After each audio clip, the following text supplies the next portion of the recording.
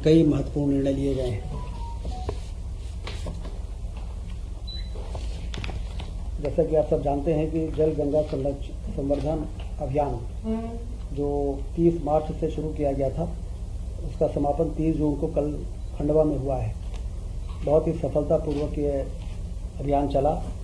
गर्मी के पूरे महीनों में जितने भी हमारे जल स्रोत हैं उसको नए जो समाप्त हो गए को उसको पुनर्जीवित किया गया है। तालाबों के गहरीकरण, खेत तालाब का चिन्हांकन, फिर खेत तालाबों का निर्माण का कार्य, और अब मानसून में, बरसात में वो सारी संरचनाओं में जल संग्रहण होगा और हमारा ज़मीन का वाटर टेबल रिचार्ज होगा।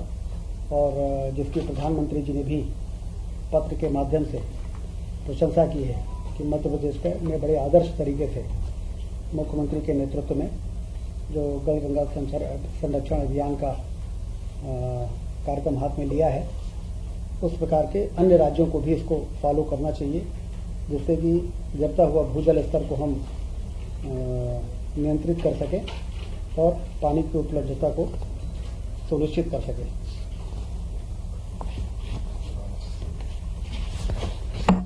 1 जुलाई से 15 सितंबर तक अभी दूसरा अभियान की शुरुआत हो रही है, एक पेड़ माँ के नाम, जिसमें कि पूरे प्रदेश भर में यह अभियान चलेगा। उसी प्रकार से जैसे जल गंगा संरक्षण अभियान चला है, वृक्षारोपण को जन आंदोलन बनाना उद्देश्य है, क्योंकि हम सब जानते हैं कि वृक्षारोपण से ही हम क्लाइमेट चेंज और पर्यावरण की जो चुनौतियाँ हैं उसका सामना कर सकते हैं। इसलिए इस कार्यक्रम को भी आज मुख्यमंत्री जी ने निर्देश दिया है कि इसको भी पूरी क्षमता के साथ हमें शुरू करना है और इसको पूरा करना है। Regional industry skill and employment conclave Ratlam में जो आयोजित हुआ है, उस कॉन्क्लेव में भी काफ़ी सफलता मिली है। 5000 से अधिक विशिष्ट अतिथियों, MSME प्रतिभागियों ने उसमें भाग लिया है। कॉन्क्लेव में 1674 करोड़ निवेश, जिसमें 3787 औद्योगिक इकाइयों का भूमि पूजन और लोकार्पण हुआ है, और रोजगार की संभावना इसमें रहेगी करीब 4000। इसी प्रकार से 573 औद्योगिक इकाइयों को 240 हेक्टेयर भूमि आवंटन आदेश दिया गया। 6250 करोड़ का निवेश तथा 27600 रोजगार के अवसर इसमें सृजित हो सकेंगे। कॉन्क्लेव के 140 औद्योगिक इकाइयों को 425 करोड़ रुपए तथा 880 MSME इकाइयों को 269 करोड़ की वित्तीय सहायता का वितरण भी इस कॉन्क्लेव में किया गया है, जो एक जिसमें मध्य प्रदेश में निवेश करने वालों में एक नया उत्साह, इस प्रकार के कार्यक्रमों में जो सब्सिडी का डिसबर्समेंट है, इसके माध्यम से एक बहुत ही अच्छा मैसेज पूरे देश में गया है मध्य प्रदेश के प्रति। 4.25 लाख से अधिक हितग्राहियों को 3861 करोड़ का ऋण वितरण किया गया। कॉन्क्लेव में 30,402 करोड़ के निवेश प्रस्ताव प्राप्त हुए हैं, इसमें 35,000 रोजगार के अवसर सृजित होना संभावित है। इसी प्रकार से पिछले दिनों गुजरात के सूरत में भी निवेशक संवाद कार्यक्रम आयोजित हुआ, जिसमें मुख्यमंत्री जी स्वयं गए थे। डायमंड सिटी सूरत में 29 जून 25 को यह इंटरैक्टिव सेशन हुआ। 15,710 करोड़ के निवेश प्रस्ताव प्राप्त हुए, जिनमें लगभग 11,250 रोजगार सृजन की संभावना है। 400 अधिक निवेशकों ने इस संवाद सत्र में भाग लिया है। मध्य प्रदेश को डिटॉक्स कॉर्पोरेशन प्राइवेट लिमिटेड से पर्यावरण क्षेत्र में 7,500 करोड़ रुपए तथा केपी ग्रुप नवीनीकरण ऊर्जा क्षेत्र में 6,500 करोड़, ये बड़े प्रस्ताव प्राप्त हुए। मूंग और उड़द का, जैसा आप सबको मालूम है कि खरीदी का जो निर्णय MSP पर लिया गया, 6 जुलाई तक उसका पंजीयन समाप्त होने के बाद 7 जुलाई से 6 अगस्त तक इसका उपार्जन किया जाएगा। जिला विकास सलाहकार समिति का गठन कर शीघ्र बैठक का आयोजन करने का निर्देश मुख्यमंत्री जी ने दिया है। इस जिला विकास सलाहकार समिति में मुख्यमंत्री की अध्यक्षता में जिले के सांसद, विधायक, जिला पंचायत अध्यक्ष, जनपद अध्यक्ष, मेयर, नगर पालिका के अध्यक्ष, नगर निगम के स्पीकर आदि के साथ ही चिकित्सा, विधि, इंजीनियरिंग, समाज सेवा, कृषि, उद्यानिकी, डेयरी आदि क्षेत्रों के जिले के 20 नामांकित विशेषज्ञ कि जिला विकास सलाहकार समिति का गठन होगा, जिसमें जिले में विकास के क्या संभावनाएं हैं, किस तरीके से मास्टर प्लान तैयार किया जाना चाहिए, इन सब पे इस समिति में चर्चा हो सकेगी। 15 जुलाई तक इसको करने के निर्देश दिए गए हैं।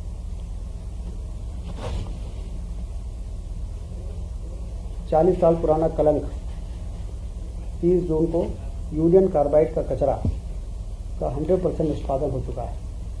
तो लंबे समय से एक समस्या बना हुआ था, एक मुद्दा बना हुआ था, उसको बहुत ही कुशलता के साथ उसका निष्पादन हो गया। 4 जुलाई को लैपटॉप वितरण युवाओं तक पहुंचने का कार्यक्रम होगा, जिसमें लैपटॉप का वितरण भी होगा, साइकिल डिस्ट्रीब्यूशन जो चल रहा है उसका भी कार्यक्रमों में भी भागीदारी होगी। सभी प्रभारी मंत्री, विधायक सब इसमें हिस्सा लेंगे। ऐसा निर्देश मुख्यमंत्री जी ने आज कैबिनेट में दिया है। हाँ, जो 10th पास करके जो मेधावी हैं उनको। आज के कैबिनेट के एजेंडे में मुख्यमंत्री वृंदावन ग्राम योजना को अनुमोदन किया गया है। ये हर विधानसभा में एक ऐसे गांव का चयन किया जाएगा जिसकी पॉपुलेशन न्यूनतम 2000 होगी। उसमें 500 गौवंश कम से कम होने चाहिए और उसमें एक आदर्श ग्राम की परिकल्पना को इस योजना के अंतर्गत साकार किया जाएगा। तो एक आदर्श गांव की के रूप में विकसित होगा और बाद में पूरे जिले को किस प्रकार से, विधानसभा को हमें विकास का मॉडल किस प्रकार से होना चाहिए, वो एक मॉडल के रूप में स्थापित होगा। इसमें जो कंपोनेंट हैं, गौशाला होनी चाहिए, ग्राम पंचायत भवन, सामुदायिक भवन, आंगनबाड़ी भवन, स्वास्थ्य केंद्र, स्कूल भवन, यात्री प्रतीक्षालय, सोलर स्ट्रीट लाइट, पुस्तकालय, सर्व सुविधा युक्त आजीविका भवन, ग्रामीण आजीविका, पशु चिकित्सालय, ग्राम तक कनेक्टिविटी, ग्राम के अंतर्गत आंतरिक सड़कें, नाली, सार्वजनिक वितरण प्रणाली की दुकान, गोडाउन। इस प्रकार से 27 ऐसे पॉइंट हैं।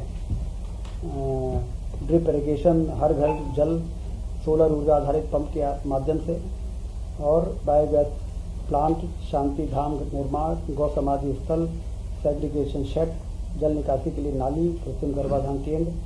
इस प्रकार से 27 सार्वजनिक शौचालय, सार्वजनिक उद्यान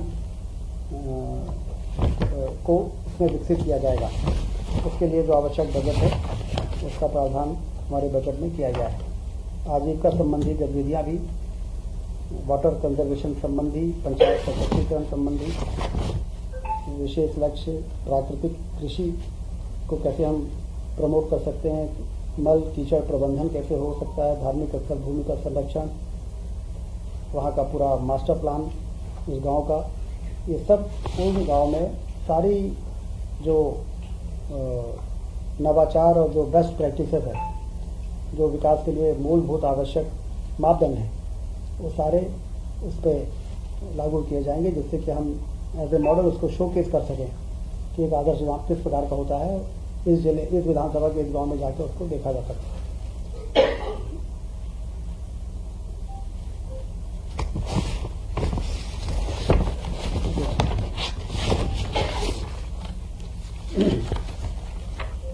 प्रधानमंत्री जी, कम से कम 500 गाय होनी चाहिए, जिससे कि गौ पालन को भी एक बल मिले। प्रधानमंत्री सड़क योजना अंतर्गत जो पिछले दिनों सड़कें बनी हैं बहुत व्यापक स्तर पर मध्य प्रदेश में, उसमें उन मार्गों में जो क्षतिग्रस्त पुलों को आइडेंटिफाई किया गया है कि कैसे ऐसे कितने ऐसे पुल हैं जो क्षतिग्रस्त हैं या सबमर्जेंस में आ जाते हैं, आवागमन प्रभावित हो जाता है। तो इसमें 1766 पुल आइडेंटिफाई हुए हैं पूरे प्रदेश में, जिसके निर्माण में 4572 करोड़ रुपए की सैद्धांतिक स्वीकृति आज कैबिनेट ने दी है। 5 वर्षों में उन सारे पुलों का निर्माण होगा। राज्य के बजट से 100% ये राशि उपलब्ध कराई जाएगी। ये एक बड़ा काम आज कैबिनेट में निर्णय हुआ है। 5,500 करोड़, 4,572 करोड़, 1766 पुल। इसके बनने के बाद ग्रामीण क्षेत्रों में आवागमन की सुविधा में काफ़ी सुधार। ये MPRRD है, MPR ग्रामीण विकास। विभाग का ये कार्यक्रम रहेगा। पिछड़े वर्ग के जो छात्रावास हैं उसमें मेस संचालन की सैद्धांतिक स्वीकृति दी गई है, जिसमें 108 छात्रावास हैं, 9000 विद्यार्थी हैं, 14 करोड़ इसमें धनराशि अनावर्ती व्यय आएगा, 17 करोड़ आवर्ती व्यय आएगा, टोटल 31 करोड़ का प्रोविजन है। क्या संचालन के जो ओबीसी हॉस्टल्स हैं उसमें मेस संचालन के लिए मेस मतलब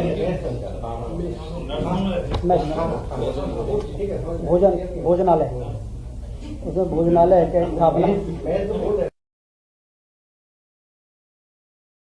31 करोड़। ये काफ़ी उन विद्यार्थियों के लिए जो छात्रावास में रहते हैं और भोजन के लिए उनको होटलों में आने कहीं जाना पड़ता है, एक बड़ी सुविधा उनको यहाँ प्राप्त हो जाएगी। एक बड़ी उपलब्धि मध्य प्रदेश को मिली है।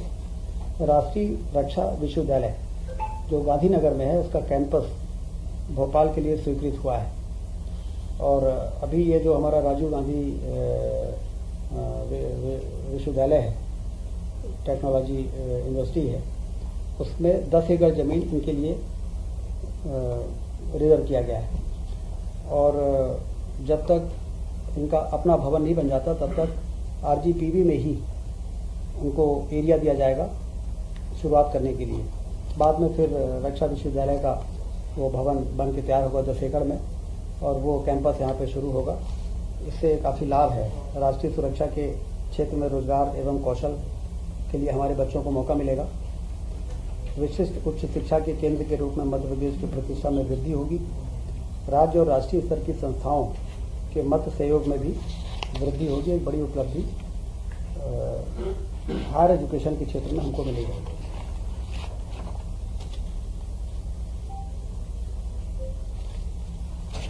3 नए नवगठित जिले जो हैं मऊगंज, मैहर और पाडूना, उसमें अनुसूचित जाति जनजाति के कार्यालय खोलने के लिए आज मंजूरी हुई है।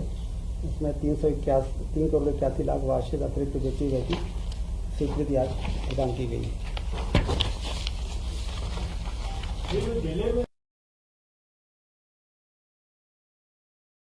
मंत्री रहेंगे, प्रभारी मंत्री उसके उपाध्यक्ष रहेंगे और बाकी सारे मेंबर्स रहेंगे। और मुख्यमंत्री की अनुपस्थित में प्रभारी मंत्री उसकी अध्यक्षता करेंगे। और मुख्यमंत्री भी समय समय पे सभी जिलों के, क्योंकि जिला योजना समिति में सारे निर्वाचित सदस्य होते हैं, अधिकारी होते हैं, लेकिन समाज के हर क्षेत्रों में जो विशिष्ट लोग हैं जिनको काफ़ी लंबा अनुभव होता है, उनके सुझाव विचार जिला योजना समिति में आ नहीं सकते। तो इसलिए मुख्यमंत्री जी ने एक नया ये जिला सलाहकार समिति, विकास और सलाहकार समिति बनाई है। इसमें हम उन लोगों को भी बुलाएंगे, डॉक्टर्स हैं, इंजीनियर्स हैं, प्रबुद्धजन हैं, और जिले के संपूर्ण विकास के लिए क्या होना चाहिए उनके विचार भी आएंगे सुझाव के रूप में, जिसको कि इम्प्लीमेंट करने में फिर प्रशासन और शासन कार्रवाई कर सकेगा।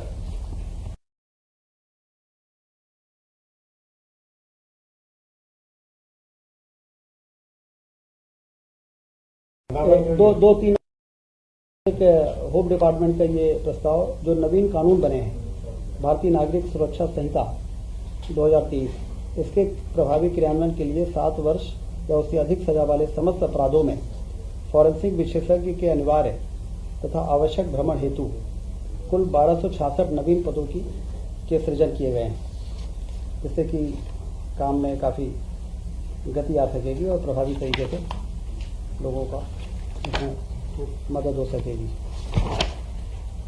आज के प्रमुख रूप से सबसे पहले तो हमें ये देखना चाहिए कि एलिगेशन लगाने वाला व्यक्ति कौन है।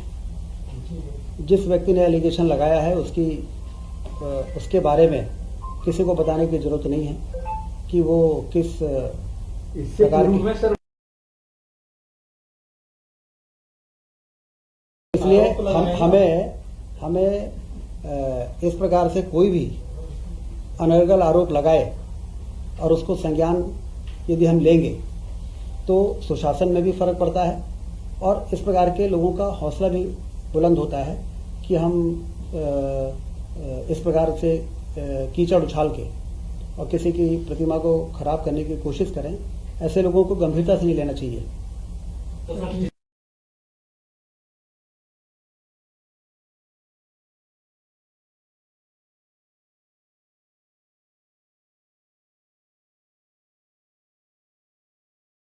जो जरूरी कार्रवाई सब होगी, लेकिन ये तय है कि जो ये आरोप लगा है वो आधारहीन है, ऐसे व्यक्ति के द्वारा लगाया गया है जिसकी कोई प्रामाणिकता नहीं है। और यदि प्रोसीजरल कोई मिस्टेक हुई है जिसमें कि मंत्री के जांच के आदेश कौन दे सकता है, यदि इस प्रकार की कोई मिस्टेक हुई है तो जो जरूरी कार्रवाई वो होगी। सर मामला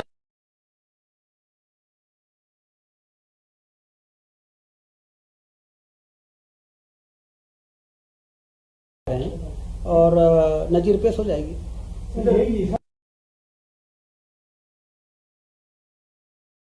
वहां से इस प्रकार का कोई नहीं आया।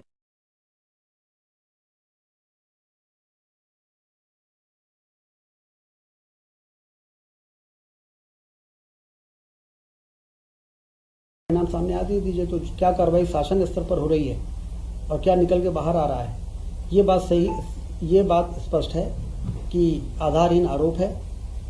ऐसे मंत्री पर लगाया गया है जिसकी एक प्रतिष्ठा जो है, राजनीतिक जो उसका बैकग्राउंड है, हमारे ट्राइबल समाज की एक ऐसी नेता है, वो महिला है जो बड़े लगन के साथ काम कर रही है। विधानसभा के अंदर जब अपने विभाग के बजट के प्रस्ताव वो रख रही थी तो सभी ने जाके उनको बधाई भी दी थी। इतने अच्छे तरीके से अपने विभाग का संचालन वो कर रही है। आदिवासी महिला, उसको टारगेट करना ये निंदनीय है और आधारहीन आरोप लगा के किसी को छवि खराब करने जैसा है। सर